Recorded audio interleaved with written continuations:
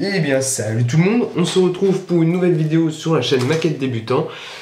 Troisième vidéo tutoriel sur le Paul Bolton.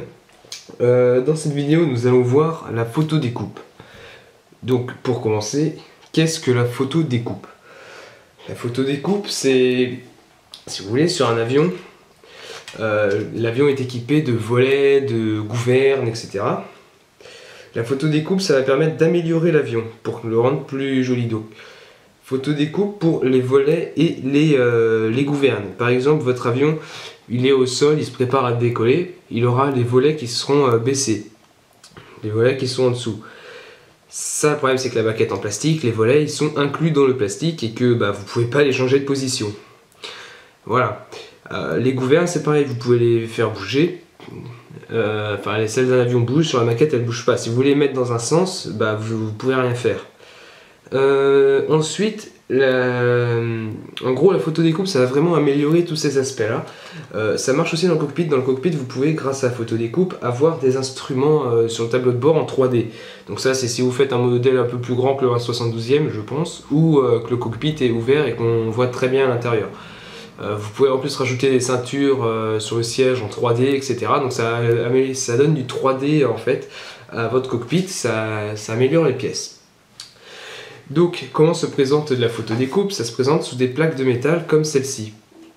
Voilà. Donc d'une marque qui est relativement connue, de toute façon c'est quasiment la seule marque qui fait de la photo découpe, c'est la marque Edward. Voilà. Donc moi sur mon avion, pour la photo découpe, en gros, ce qui va se passer, c'est que moi, mon avion, il va se préparer à décoller, donc il aura les volets baissés. Et en gros, la photo découpe va me permettre de mettre des volets qui seront sortis pour avoir plus de réalisme.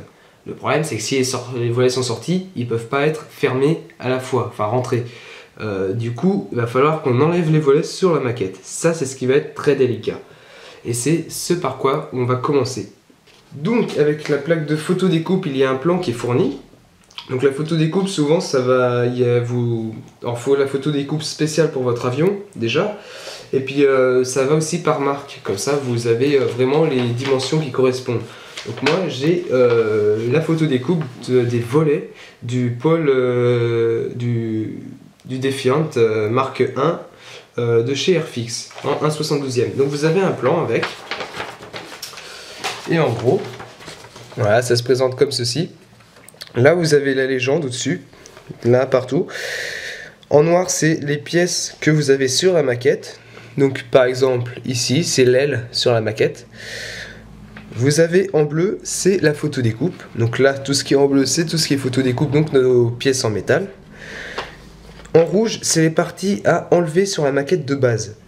Voilà. Donc ça, c'est tout ce qu'on va devoir enlever pour pouvoir mettre les volets. Et enfin, en vert, en vert, je sais pas, de toute façon, nous, on n'en a pas, donc c'est pas un problème. Voilà. Donc, il va falloir qu'on commence donc par enlever les deux parties où on va vouloir mettre nos volets. En particulier, déjà, celle du haut, qu'on va devoir enlever.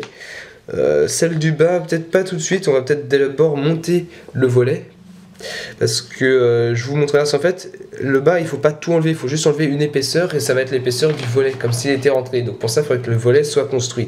Donc celui-là on le fera après. Mais on va déjà commencer par celui-là, où il va falloir qu'on creuse notre aile. Et ça va pas être facile. Voilà. Donc il y a volet ici, il va falloir enlever, et volet ici. Et bien entendu pareil de l'autre côté. Donc pour cela je vais prendre une lame assez fine, qui coupe beaucoup. Voilà. Et il faut surtout pas couper à ras-bord. Il faut couper un peu sur l'intérieur et on finira la lime pour être parfait. Et voilà, donc là on va commencer quelque chose de assez dur.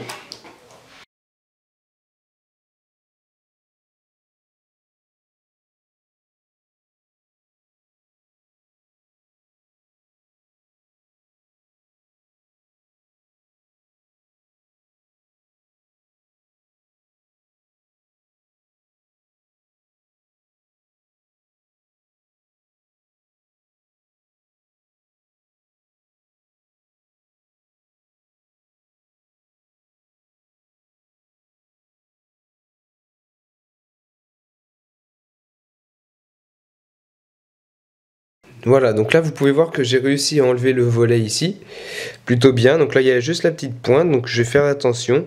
Je sais pas encore s'il faut que je l'enlève ou pas, je verrai en faisant les autres côtés. Et une fois le volet monté, je verrai s'il faut que j'enlève. Dans ce cas-là, je poncerai.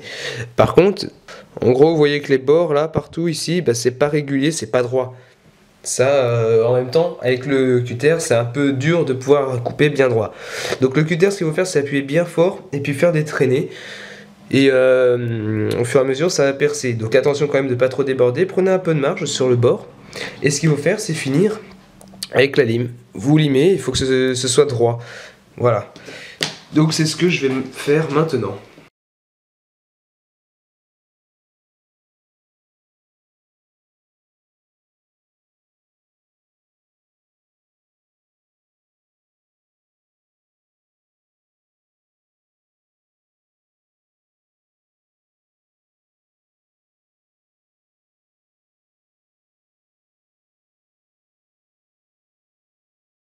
Donc j'ai fini de découper les volets.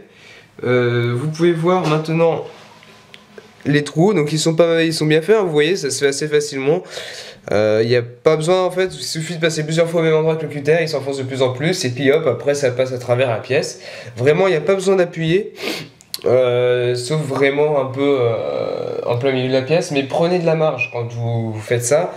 Ne coupez pas directement à ras-bord, parce que comme la lame elle a une épaisseur, ça va manger un peu l'intérieur de votre aile que vous voulez garder. Après, ce que j'ai fait donc, c'est qu'avec ma lime, voilà, j'ai poncé là comme ça, j'ai limé partout toute la pièce pour que ce soit bien droit, et je suis allé donc jusqu'à la limite. C'est beau, c'est uniforme, c'est droit. Voilà, voilà. Donc j'ai fait pareil avec les petits volets sur le côté, j'ai fait ça de chaque côté. Après, il y a un endroit où ma lime elle ne passe pas. Vous voyez que ici, là, le petit, voilà, le petit bord ici, là, ma lime elle passe pas. Donc comment est-ce que j'ai fait pour l'atteindre?